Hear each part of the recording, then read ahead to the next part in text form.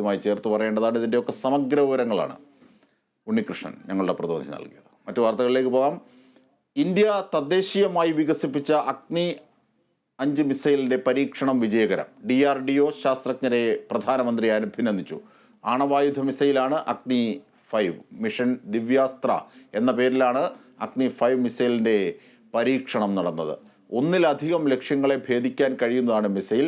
8000 കിലോമീറ്ററാണ് മിസൈലിൻ്റെ ദൂരപരിധി.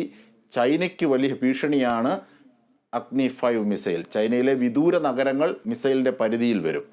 ബഹിരാകാശത്ത് പ്രവേശിച്ച് തിരികെ ഭൗമാന്തരീക്ഷത്തിലെത്തി വിവിധ ലക്ഷ്യങ്ങളെ തകർക്കാൻ ശേഷിയുള്ളതാണ് മിസൈൽ. അഗ്നി 5ൻ്റെ പരീക്ഷണത്തോടെ പുനഃപ്രവേശന സാങ്കേതിക വിദ്യ കൈവരിക്കുന്ന രാജ്യങ്ങളുടെ പട്ടികയിൽ ഇന്ത്യയും ഇടം പിടിച്ചു. America, Russia, China, France, Israel എന്നീ രാജ്യങ്ങൾക്കാണ് ഈ സാങ്കേതിക വിദ്യ നിലവിലുള്ളത്.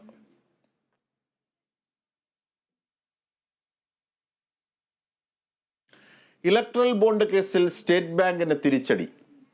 ബോണ്ട് വാങ്ങിയവരുടെ വിവരങ്ങൾ നാളെ കൈമാറണം. ഉത്തരവ് നടപ്പാക്കിയില്ലെങ്കിൽ കോടതിയലക്ഷ്യ നടപടി ക്ഷണിച്ചു വരുത്തുമെന്നും ചീഫ്